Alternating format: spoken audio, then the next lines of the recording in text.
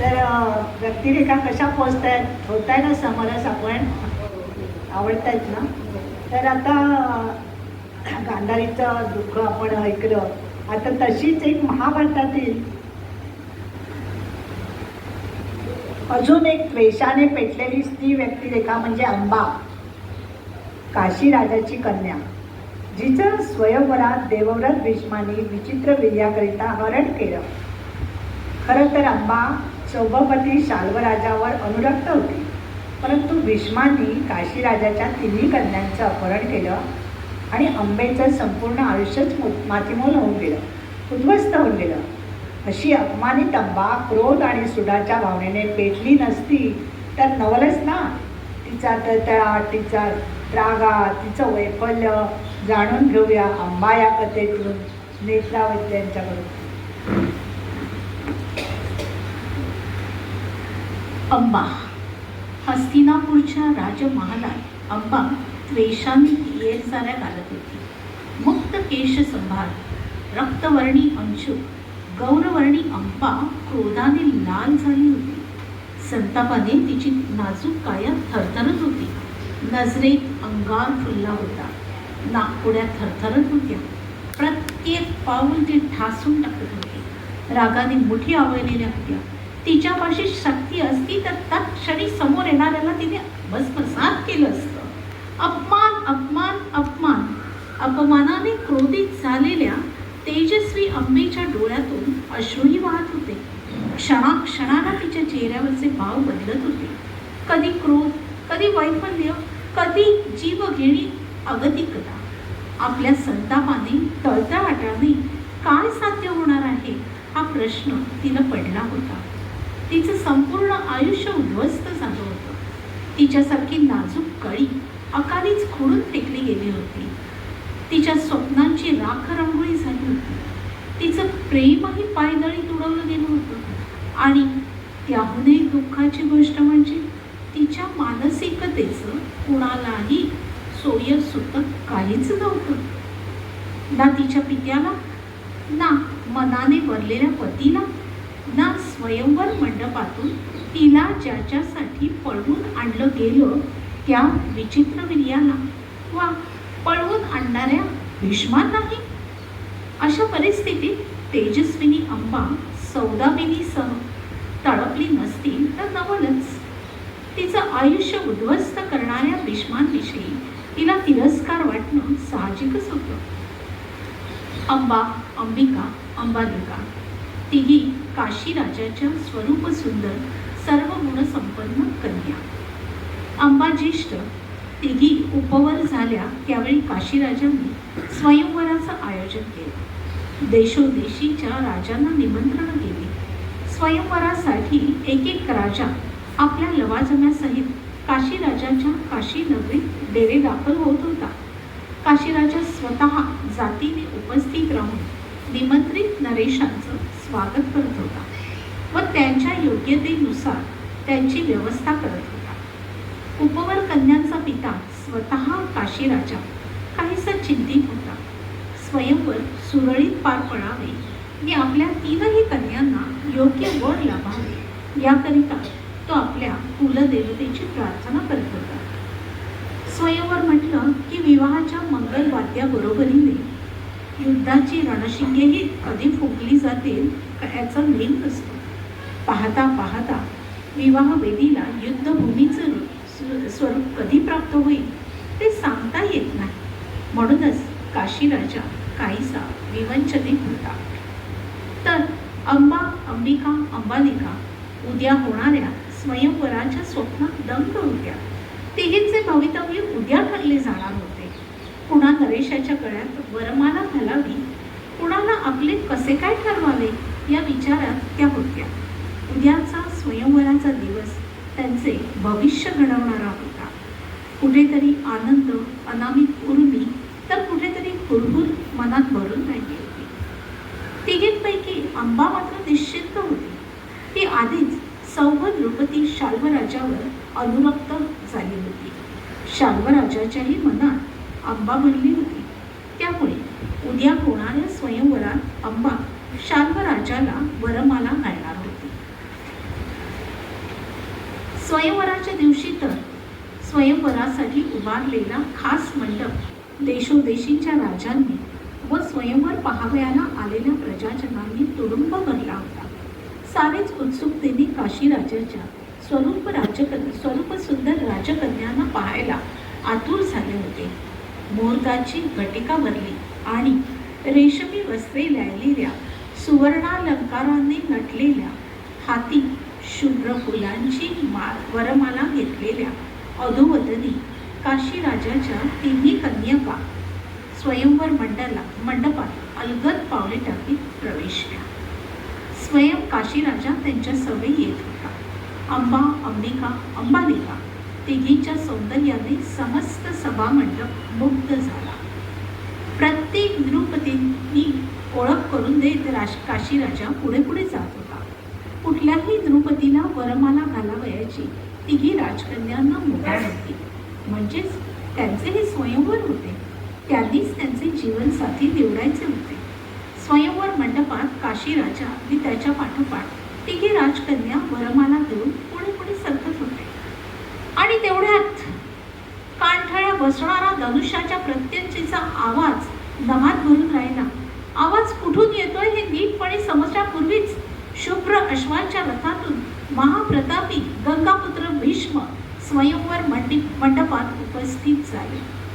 भीष्म म्हणजे हस्तिनापूरच्या साम्राज्याचा आधारस्तंभ, आजन्म ब्रह्मचर्याची प्रतिज्ञा केलेल्या स्वर्लोकीच्या अष्टवसूंपैकी शेवटचा वसू, संपूर्ण आर्यावर्तात अजिंक्य अजेय ठरलेला महायोद्धा भीष्म, लोह कवच शिरस्त्राण घातलेला, समस्त शस्त्रास्त्रे रथात ठासून भरलेल्या भीष्मांना पाहून काशीराजा मनात चरकला आणि संभ्रमातही पडला. भीष्मांच्या आजन्म ब्रह्मचर्याच्या प्रतिज्ञेची त्याला आठवण झाली. खरं तर भीष्मांच्या प्रतिज्ञेची जाणीव संपूर्ण आर्यावर्ताला होतीच. स्वयंवर मंडपात भीष्मांना पाहताच कुजबुज सुरू झाली. कुणी राजकन्यांच्या सौंदर्यामुळे ब्रह्मचर्याच्या प्रतिज्ञेचे विस्मरण झाले असावे असा तर्क काढला, तर कुणी वृद्ध कपी म्हणून त्यांची हेटाळणीही केली. परंतु भीष्मांच्या धनुष्याच्या प्रत्यंचेचा कडाडणारा आवाज पुन्हा एकदा सर्वत्र घुमला. त्यांनी तिन्ही राजकन्यांसमयी रथ उभा केला. तिन्ही राजकन्यांना क्षणार्धात त्यांनी रथावर घेतले. भांबावलेल्या राजकन्यांना काय होतंय तेही समजलं नाही. भीष्मांनी रथावर झेप घेतली. घोड्यांचे वेग आवळले. तसे घोडे दोन पायांवर उभे राहिले आणि रथाने लागलीच गिलकी घेतली. उपस्थित जनहो, या काशी राजकन्यांना मी स्वबलाने स्वयंवरातून हरण करून हस्तिनापुरी घेऊन जात आहे. भीष्मांचा धीर गंभीर परंतु कणखर आवाज सभा मंडपात घुमला. काशीराजासह सगळेच अवाक झाले. जनहो, आजन्म ब्रह्मचर्येच्या शपथेचा मला यत्किंचितही विसर पडलेला नाही. या राजकन्यांचे हरण मी हस्तिनापुराधिपती विचित्र वीर्याकरता माझ्या भ्रात्याकरिता करत आहे. याबद्दल मनात कुणीही किंतु बाळगू नये. हवेवर फडफडणारे शुभ्र उत्तरीय डाव्या हाताने सावरीत भीष्मांची करारी नजर सभा मंडपावरून फिरली व पुन्हा भीष्मांचा कठोर आवाज सर्वत्र घुमला. क्षत्रियांनी स्वयंवरातून कन्यांचे हरण करणे शास्त्रसंमत आहे. तरी कुणास हे मान्य नसेल त्यांनी माझ्या सवे या गंगापुत्र भीष्मासवे युद्धास सज्ज व्हावे. पुन्हा एकदा भीष्मांच्या विजय धनुष्याचा आवाज, प्रत्यंचेचा कडाडणारा आवाज नभात घुमला. पाहता पाहता भीष्मांचा रथ तीनही राजकन्यांचे हरण करून धुरळा उडवीत मुख्य सभा मंडपातून बाहेरही पडला. स्वयंवर मंडपात हाहाकार माजला. भीष्मांच्या या आततायी कृतीचा प्रत्येकजण निषेध करत होता. काही द्रुपदींनी हा अपमान समजून काशीराजाला दोष दिला, तर काहींनी सेनेची जमवाजमव करायला सुरुवात केली. काही राजांनी मात्र गंगापुत्र भीष्मांचा पराक्रम आठवून शांत राहणे पसंत केले. परंतु सौभवती शाल्व राजा मात्र भीष्मांवर भयंकर चिडला. राजकन्या अंबा ही त्याची नियोजित वधू होती.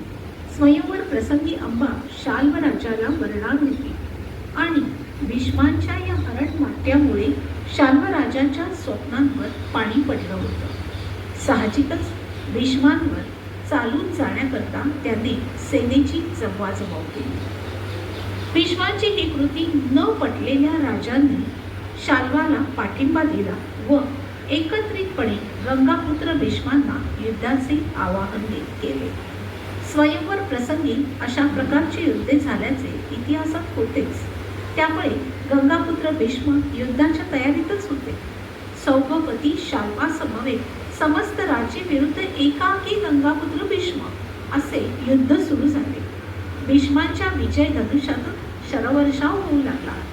क्षणार्धात लीलयेने त्यांनी बाणांनी आकाश झाकळून टाकले. एका हाताने धनुष्य व घोड्यांचे वेग सांभाळत दुसऱ्या हाताने ते बाणांचा वर्षाव करत होते. अंबा, अंबिका, अंबालिका भांबावलेल्या स्थितीत रथात होत्या. काशी राजांनी स्वयंवर मंडपाला आलेल्या समरभूमीच्या स्वरूपाने गोंधळून केला होता. परंतु त्याने भीष्मांचा व त्यांच्या विरुद्ध लढणाऱ्या राजांचा कोणाचाही पक्ष घेतला नाही आणि युद्धात तटस्थ राहणे स्वीकारले. मनोमत तो निश्चिंत झाला होता की आपल्या कन्या हस्तिनापूर सारख्या आर्यावर्तात बलवान, समृद्ध, संपन्न साम्राज्यात जात होत्या. कुरुवंशाच्या सम्राज्ञी होणार होत्या. परंतु अंबा मात्र विचित्र मनस्थितीत होती. अंबिका, अंबालिका यांनी पुन्हा द्रौपदीला वरावे हे आधीच ठरवलेले नव्हतेच. त्यामुळे हस्तिनापुरात जाण्यामध्ये त्यांचा फारसा आक्षेप नव्हता. अंबा पराक्रमाची शर्थ करणाऱ्या शाल्व राजाकडे आशेने पाहत होती. त्याचा विजय व्हावा याकरिता कुलदेवतेची प्रार्थनाही करत होती. तिच्या स्वप्नांची राख रांगोळी होताना ती समक्ष पाहत होती. मनात खोलवर कुठेतरी दुःख, वेदना, कुठेतरी आशा, कुठेतरी शाल्व राजावरची प्रीती, गंगापुत्र भीष्मांविषयीचा क्रोध, अनेक सरमिसळ भावना वेगाने ती थरथरत होती. डोळ्यातून सतत अश्रुधारा वाहत होत्या. अखेर जे व्हायचे ते झालेच. गंगापुत्र भीष्मांच्या अखंड शौर्य वर्षावापुढे शाल्वासह समस्त राजांनी हार स्वीकारली, माघार घेतली. पुन्हा एकदा भीष्मांच्या विजय धनुष्याच्या प्रत्यंचेचा कानठळ्या बसवणारा अनाथ नभात दुमदुमला आणि रथाने वळण घेऊन हस्तिनापूरच्या दिशेने कूच केली. हस्तिनापूरच्या वेशीवर गंगापुत्र भीष्मांचं भव्य स्वागत झालं. त्यांच्या पराक्रमाच्या शिरपेचा अजून एका मानाच्या तुऱ्याची भर पडली. काशीराजाच्या तिन्ही कन्यांना त्यांनी माता सत्यवतीच्या महाली धाडले. तिघी स्वरूप सुंदर राजकन्यांना पाहून त्या प्रसन्न झाल्या. गंगापुत्र भीष्मही महालात उपस्थित झाले. मातेला वंदन करून नम्रपणे उभे राहिले. मनात शाल्व राजाची प्रतिमा घेऊन आलेल्या अंबेने माता सत्यवतीपाशी आपले मनोगत व्यक्त केले. राजमाता, आपली आज्ञा झाली तर माझी मनोकामना व्यक्त करू इच्छिते. अंबा विचार करून एक एक शब्द उच्चारत होती.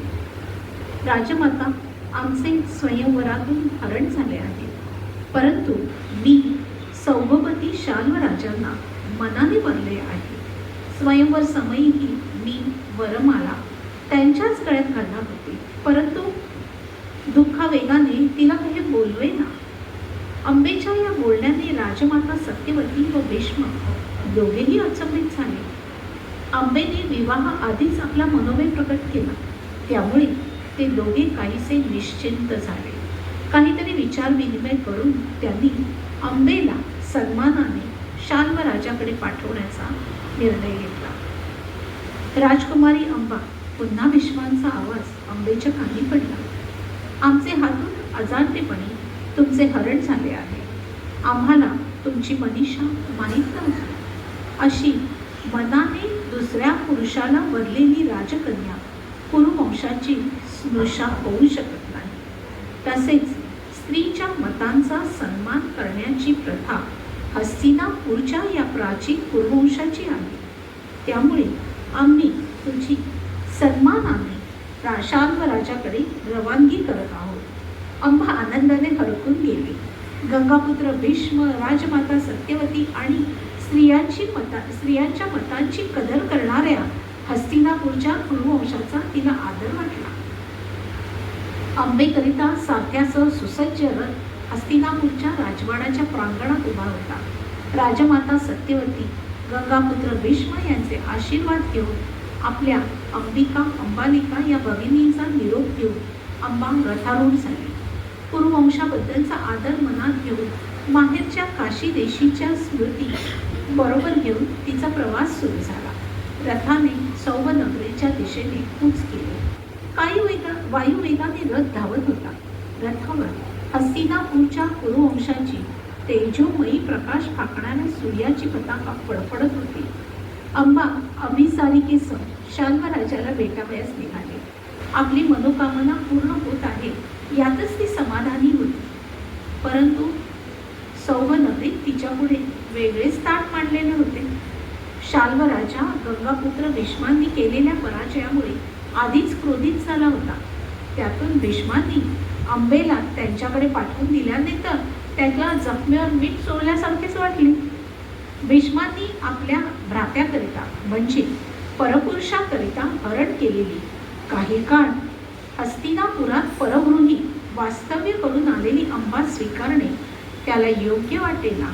मनातून त्याला अंबा आवडली होती, परंतु स्वयंवरात तिचे पाणी ग्रहण करणे त्याला मान्य होते. अशा प्रकारे परत आलेली अंबा स्वीकारणे त्याला गैर वाटले.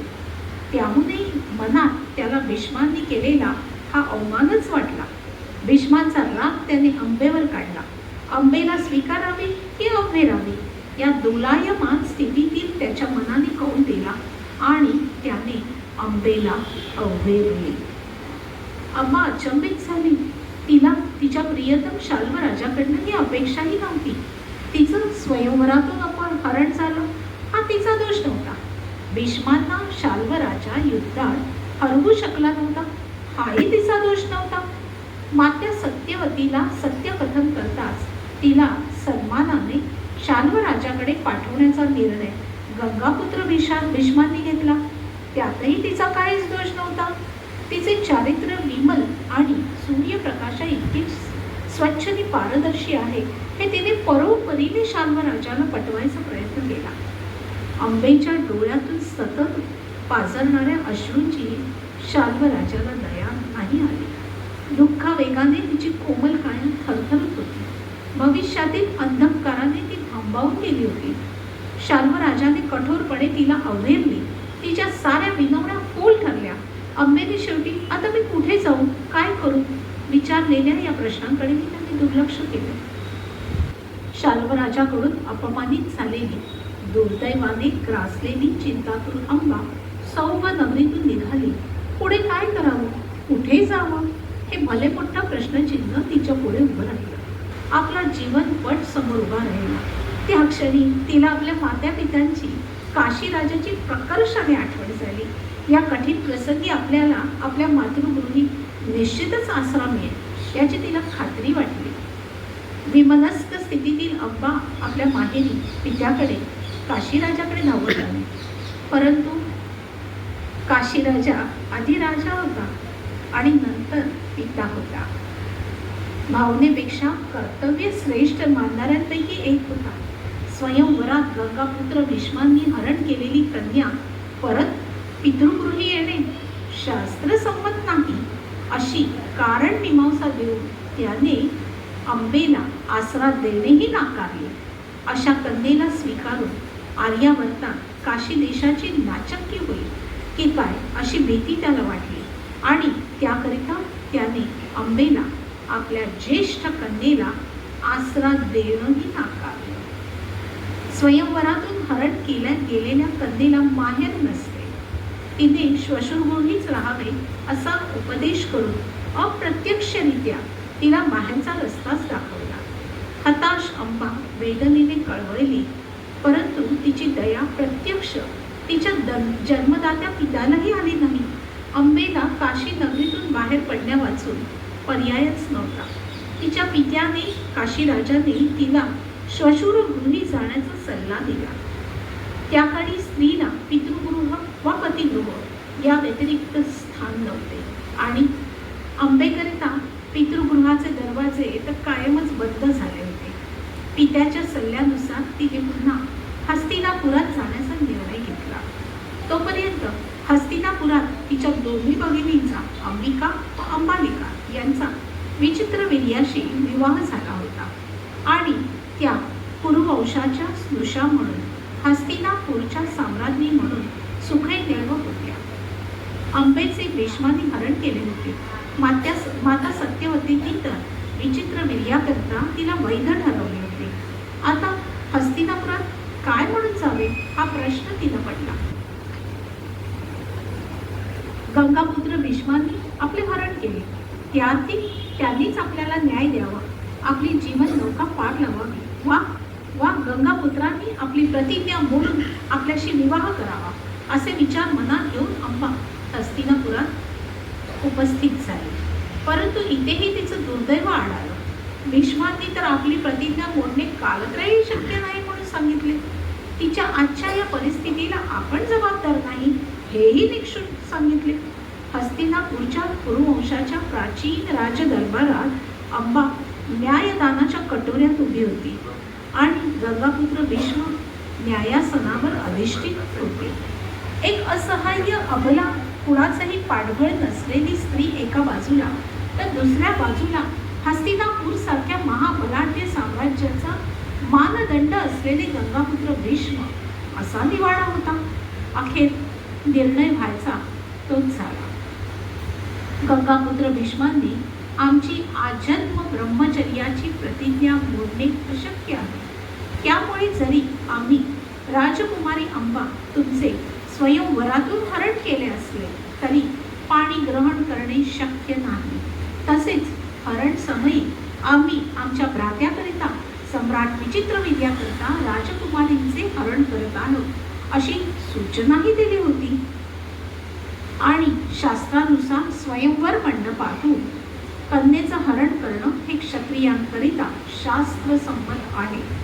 आर्यावर्ताचा इतिहास तेच सांगत आला. अशी अनेक उदाहरणं दृष्टोत्पत्तीस पडतील. यास्तव राजकुमारी अंबा आम्ही आपल्याशी विवाह करू शकत नाही. गंगापुत्र भीष्म काही काळ थांबले. अंबा मात्र फार कुरबडून गेली. राजकुमारी अंबा, आपल्या आजच्या परिस्थितीबद्दल आम्हास अनुकंपा वाटते, परंतु आम्ही हतबल आहोत. आम्ही आमच्या मातेस दिलेल्या वचनाला कटिबद्ध आहोत. यास्तव आम्ही विवाह करणे कालत्रयही शक्य नाही. भीष्माचे हे शब्द कानी पडताच ढाल मोकलून रडणारी अंबा ताठरली. संतापाने तिच्या कोमल कायेतील एकच एक शीर थडथडू लागली. डोळ्यात अंगार फुलला. मान खाली घालून रडणारी अंबा क्षणार्धात बदलली. अपमानाच्या संतापाने धगधगली. आपल्या सुकुमार स्वप्नांची राख रांगोळी करणाऱ्या गंगापुत्र भीष्मांच्या क्रोधाने ती थरथरली. याच भीष्माचा नाश व्हावा या एकाच ध्यासाने ती तरातरा राजप्रासादाबाहेर पडली. अंबेला ना माहेर होते ना सासर, ना ती कुमारिका होती ना ती विवाहिता होती, ना तिला पती होता ना प्रियतम. प्रियतम या शब्दापाशी ती काही काळ रेंगाळली. शाल्व राजाची तिला मनापासून आठवण आली, पण ती क्षणभंगूर ठरली. तिच्या प्रियतम शाल्वानेही तिला अवहेरली. स्त्रीच्या अपमानाला काहीच किंमत नव्हती. भीष्मांनी तर तिचं संपूर्ण आयुष्यात उद्ध्वस्त केलं होतं. केस मोकळे सोडलेली कोमल सुकुमार अंबा हस्तिनापुराहून तरातरा बाहेर पडली. धगधगता अंगार तिच्या रूपाने भूतलावर अवतरला होता.